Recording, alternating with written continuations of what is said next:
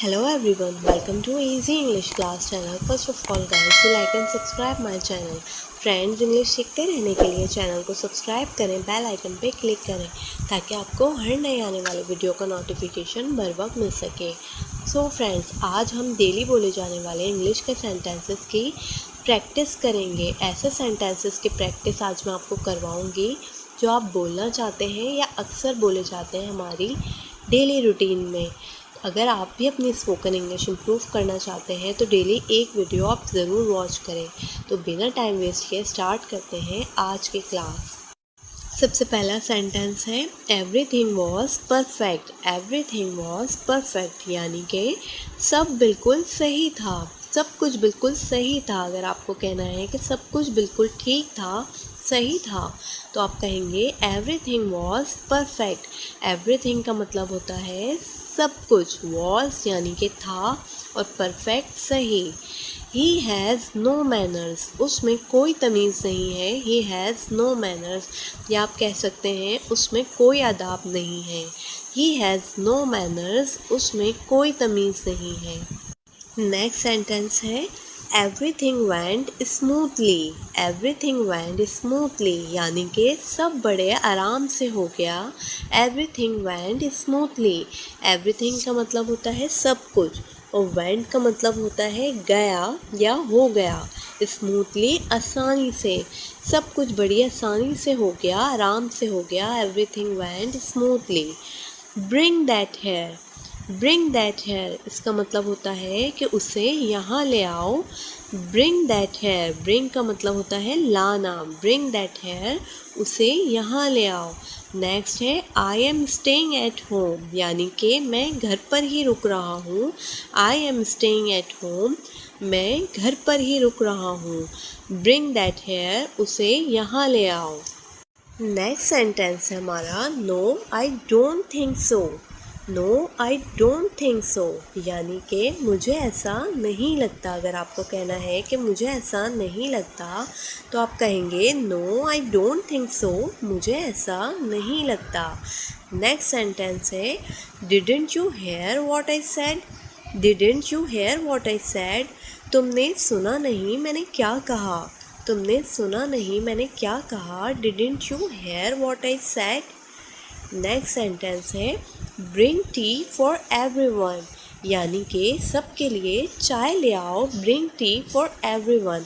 Everyone का मतलब होता है सब या सभी और ब्रिंग का मतलब होता है लाना। ब्रिंग टी फॉर एवरीवन, सबके लिए चाय ले आओ। No I don't think so, मुझे ऐसा नहीं लगता। नेक्स्ट सेंटेंस है how do you feel now. अगर आपको कहना है कि अब कैसा लग रहा है, अब कैसा लग रहा है, तो इसको कहते हैं how do you feel now.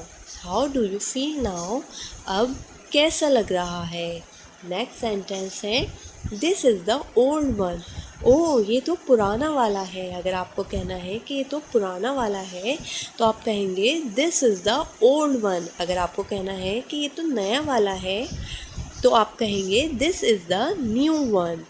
Next sentence है यू ड्रॉप योर बैग। आपने अपना बैग गिरा दिया या आपका बैग गिर गया। ड्रॉप का मतलब होता है गिरा देना। यू ड्रॉप योर बैग, आपने अपना बैग गिरा दिया या आपका बैग गिर गया। How do you feel now, अब कैसा लग रहा है। नेक्स्ट सेंटेंस है अगर आपको कहना है कि सब गड़बड़ हो गया या सब कुछ गलत हो गया तो आप इसको इंग्लिश में कहेंगे एवरीथिंग वेंट रॉन्ग। सब गड़बड़ हो गया या सब कुछ गलत हो गया। एवरीथिंग का मतलब होता है सब कुछ या सब। वेंट का मतलब होता है गया, गए या गई और रॉन्ग का मतलब होता है गलत। एवरीथिंग वेंट रॉन्ग, सब गड़बड़ हो गया, सब गलत हो गया। नेक्स्ट सेंटेंस है द पावर वेंट ऑफ। अगर आपको कहना है कि लाइट चली गई तो आप कहेंगे the power went of. Next है अगर आपको कहना है कि ये तस्वीर कब की है, ये फ़ोटो कब की है, तो इसको इंग्लिश में कहते हैं how old is this pic. How old is this pic, ये फ़ोटो कब की है। The power went off, light चली गई। नेक्स्ट सेंटेंस है I really have to go. I really have to go, मुझे सच में जाना है या मुझे वाकई में जाना है। I really have to go, मुझे सच में जाना है। नेक्स्ट सेंटेंस है, अगर आपको कहना है कि ये पेन किसका है, ये पेन किसका है, अगर आपको पूछना है किसी से कि ये पेन किसका है, तो आप इसको इंग्लिश में कहेंगे whose pen is this, whose pen is this, ये पेन किसका है। हुज का मतलब होता है किसका। नेक्स्ट सेंटेंस है, अगर मुझे कहना है कि सब तुम्हें इल्ज़ाम दे रहे हैं, सब तुम्हें इल्ज़ाम दे रहे हैं, तो इसको इंग्लिश में कहते हैं everyone blames you, everyone blames you, सब तुम्हें इल्ज़ाम दे रहे हैं। ब्लेम्स का मतलब होता है इल्ज़ाम देना। नेक्स्ट सेंटेंस है हमारा, अगर आपको कहना है कि सब सो रहे हैं, खामोश हो जाओ, सभी सो रहे हैं, तो आप इसको इंग्लिश में कहेंगे simple everyone is sleeping, everyone is sleeping, सब सो रहे हैं या सभी सो रहे हैं भी कह सकते हैं। एवरीवन इज़ स्लीपिंग, सभी सो रहे हैं। नेक्स्ट है, अगर आपको कहना है कि पिज़्ज़ा सबको अच्छा लगता है, पिज़्ज़ा सबको अच्छा लगता है, तो आप कहेंगे everyone like pizza, everyone like pizza, pizza सबको पसंद है, सबको अच्छा लगता है।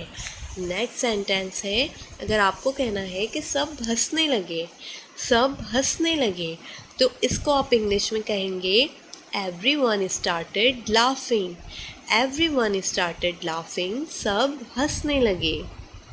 नेक्स्ट सेंटेंस है, अगर आपको कहना है कि वो एक आध हफ्ते में जाएगा, वो एक आध हफ्ते में जाएगा, तो इसको आप इंग्लिश में कहेंगे he will go in a week और सो, ही विल गो यानी कि वो जाएगा इन अ वीक और सो, एक आध हफ्ते में। He will go in a week और सो, वो एक आध हफ्ते में जाएगा।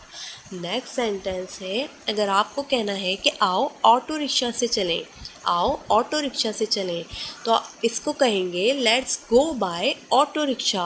अगर आपको कहना है कि आओ बस से चलें, तो आप कहेंगे लेट्स गो बाय बस, लेट्स गो बाय बस, आओ बस से चलें।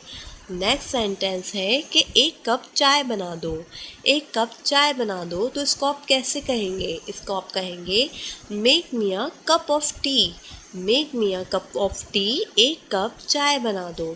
Thank you for watching viewers. अगर आपको मेरी वीडियो अच्छी लगी तो प्लीज़ इसे लाइक शेयर और सब्सक्राइब करना ना भूलें। Thank you.